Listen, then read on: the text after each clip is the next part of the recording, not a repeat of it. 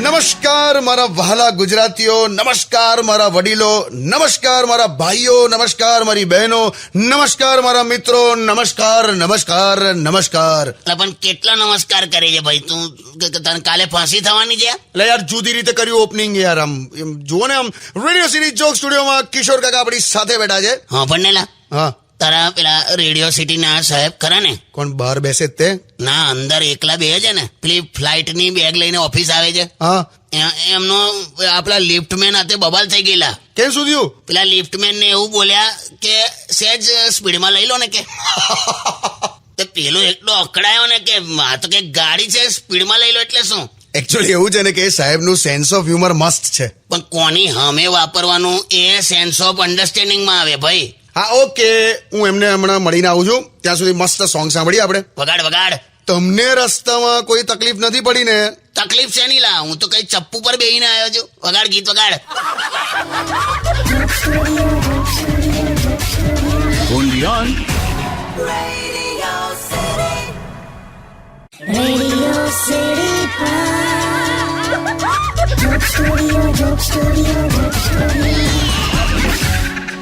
નમસ્કાર, welcome back. Radio city joke સ્ટુડિયોમાં આપનું સ્વાગત છે અને કિશોર કાકા આપણી સાથે જ બેઠા છે. હું પણ અહીંયા જ છું. મારું તો બોલ. હા હા, પણ બેઠી છે બસ. કેમ આવું કરે છે તું? આ ગરમીમાં છે ને તારો સ્વભાવ ચીડિયો થઈ ગયો છે. લસ્સી પી તું. લસ્સી એ શું હોય? શું હોય? લસ્સી નથી ખબર? નથી ખબર લે. લા કાકી, લસ્સી યાર, દહીંની લસ્સી આપણી પંજાબમાં તો આવડો મોટો પ્યાલો પી જાય એ લોકો. અચ્છા, એટલે પંજાબી આઈટમ છે. લા તું શું મંડી છે? દહીં હોય ને, દહીંમાં પાણી નાખવાનું અને એને આમ વલોવાનું. છાશ કહેવાય એને. છાશ નહીં ભાઈ, આમાં ખાંડ નાખવાની હોય. એટલે ગળી છાશ? એ યાર ના, છાશમાં મીઠું નખાય, લસ્સીમાં ખાંડ નખાય. છાશ પાતળી હોય, લસ્સી જાડી હોય. ગલીએ ગલીએ લારીઓ નથી ઉભી રહેતી યાર. લસ્સી ખબર નથી તને? નથી ખબર તો નથી ખબર યાર. લસ્સી લસ્સી લસ્સી એટલે શું? દહીં હોય ને, દહીં, એનું મગજ બગડી જાય ને એટલે લસ્સી થઈ જાય. હાટ હાટ.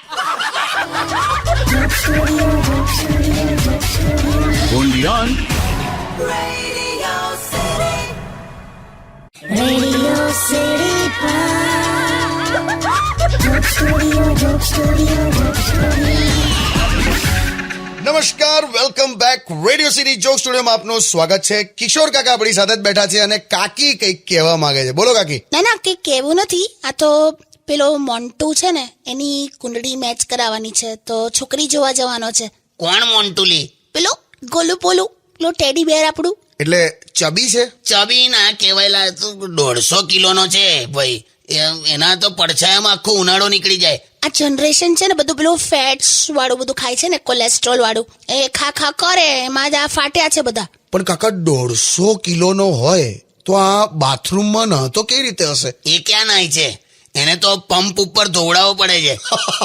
એના ફોટોગ્રાફ ડેવલપ કરીએ ને તોય 10-12 કિલોના આવે છે. પણ સાંભળો, બિચારો પૂછતો તો હા કે છોકરી સાથે કુંડળી મેચ કરાવી છે એમ. ભાઈ આજકાલ છે ને, છોકરા છોકરીની કુંડળી ચેક નહીં કરાવવાની, એકબીજાનો મોબાઈલ ચેક કરી જોવાનો બસ. બધા ગ્રહો તારાઓ મેચ થાય છે કે નહીં તહીં જ ખબર પડી જાય.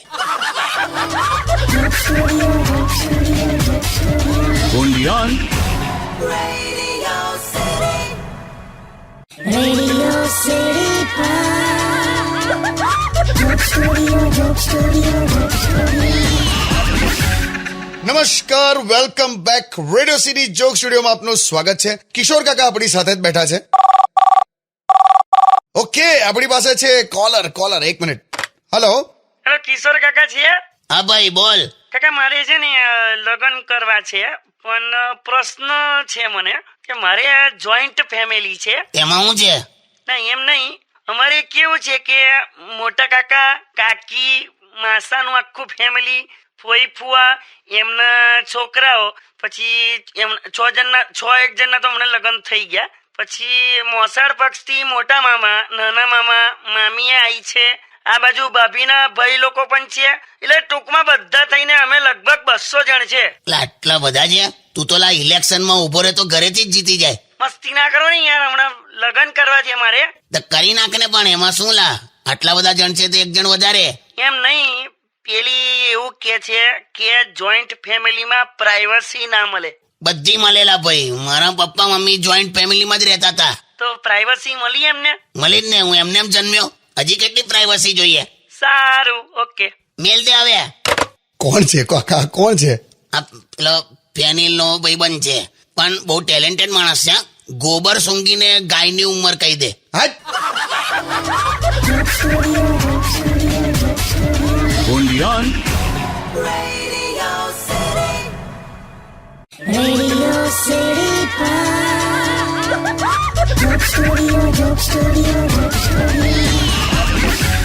નમસ્કાર, welcome back. Radio city joke સ્ટુડિયોમાં આપનું સ્વાગત છે અને કિશોર કાકા આપણી સાથે જ બેઠા છે. કાકા, હમણાં આપણે થોડી વાર પહેલા વાત કરતા હતા ને લગ્ન વિશે, તો મારે તમને એમ પૂછવું છે કે લગ્ન પછી પ્રેમ ખરેખર નથી રહેતો? એવું નથી લા. પ્રેમના બદલે છે ને એકબીજાની આદત પડી જતી હોય છે, સાચું કહું. અને એ પ્રેમ જ છે.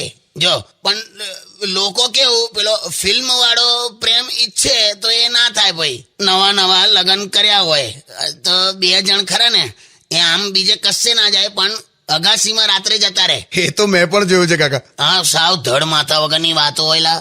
તું હોભરે ને તો પાછી પેલી એવું કે આજે ચંદ્ર દેખાતો નથી, તો પાછો પેલો કે હે પ્રિય, તું ઊભી છે તો ચંદ્રની હિંમત કેવી રીતે થાય કે તારી સામે આવે.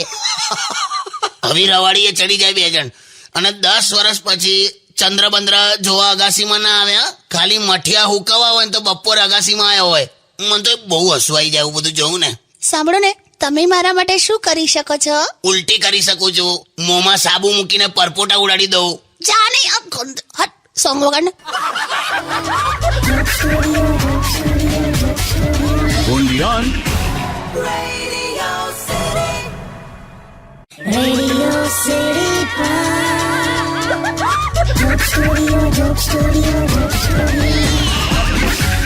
નમસ્કાર, welcome back. Radio city joke સ્ટુડિયોમાં આપનું સ્વાગત છે.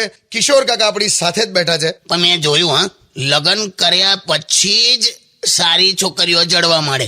ઓય, ભગવાનને થેન્ક્સ કહો કે હું તમને મળી ગઈ. કેમ, તું તો કઈ ઓસ્કર છે? ઓહો, એવું જ હતું ને તો પછી મારી સાથે લગ્ન શું કામ કર્યા? તો મેં ક્યાં કર્યા છે પણ લગ્ન? હું તો ખાલી તારા ઘરે લોટ લેવા આવ્યો તો તારા બાપાએ આખી ગુણ પકડાઈ દીધી. શાંતિ રાખો. ભૂલી ગયા લગ્ન પહેલા મારી ગલીના ચક્કર લગાવતા હતા તમે? તો મારા પપ્પાએ કીધેલું મને કે રોજ સવાર સાંજ ડોબી સ્ત્રીને જુઓ ને તો ખાંસી ના આવે. આ કઈ ટાઈપનો લોજિક છે? એટલે તારો તો ઘૂંઘટ ઉઠાયો ને મેં જ્યારે, ત્યારે જ મને ખબર પડી ગયેલી કે આ એક માણસનું કામ નથી. જાઓ ને હવે. લા, શાંતિ રાખો લા. એ કાકા, તમે તો યાર માણસ છો. તો મેં કોણ છું? મને દબાવાય તો મરમથી સીટી વાગે છે. આમનું મગજ બગડ્યું છે, તું સોંગ્સ વગાડ ને. only on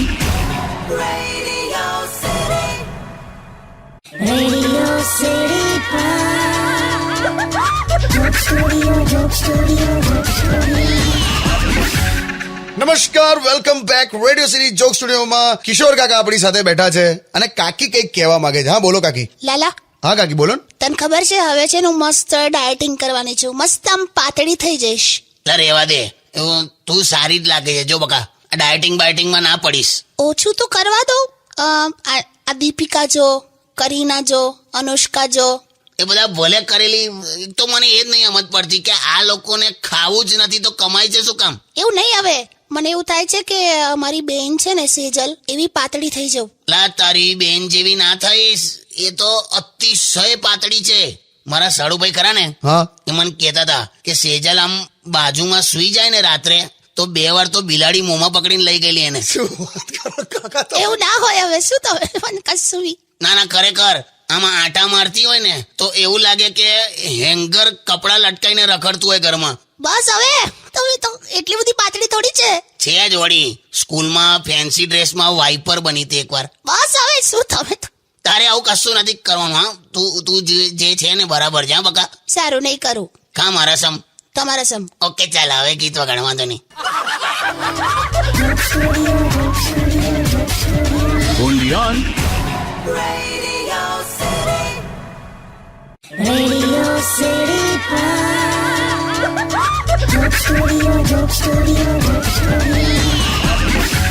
નમસ્કાર, welcome back. Radio city joke સ્ટુડિયોમાં આપનું સ્વાગત છે. કિશોર કાકા આપણી સાથે જ બેઠા છે. પણ સાંભળ, જતા જતા મેં એક વાત કહું તને. મેં નાનો હતો ને તો અમારા પોળમાં એક ગુંડો રહેતો હતો. તો એકવાર 4 રસ્તે આમ ઊભો હતો ને તો આમ અકળેલો કોકને આમ જોયા કરતો હતો. તો મેં ગયો તઈ, મેં પૂછ્યું શું થયું સાહેબ? તો કે મારી છે ને કે એક સાથે દુશ્મની છે. તો જો પેલો હમું બેઠો છે કે મેં નહીં છોડું આજે એને. તો મેં જોયું તો 4 જણ બેઠા હતા. તો મેં કીધું 4 છે સામે તો મને કે બુડથલ. મેં કહું હા. કે પેલા ચશ્મા પહેરીને બેઠો છે ને એ. મેં કીધું યાર 4 જણે ચશ્મા પહેર્યા છે. મને કેલા પેલો જેણે ચપ્પલ પહેર્યા છે ને એ. મેં કીધું 4 જણે ચપ્પલ પહેર્યા છે યાર. મને કે યાર ડોબા પેલો જેણે અડધી બોયનું બુશર્ટ પહેર્યું છે ને એ. મેં કીધું યાર 4 જણે બુશર્ટ પહેર્યું છે. તો ખબર નહીં એનું મગજ ફરી ગયું ને તો ગજવામથી રિવોલ્વર કાઢી અને ઢીચક્યાઓ કરીને 3 ધડાકા કર્યા. 3 જણને પાડી દીધા. મને કે આ જે રહી ગયો ને એની વાત કરું છું, નહીં છોડું મેં આજે એને. એટલે તમને કયો વ્યક્તિ છે એ બતાડવા બાકીના 3 ને પાડી દીધા એમ? તારે મારું બાળપણ તો શું સમજે છે? લુખ્ખા જેવું. હાટ.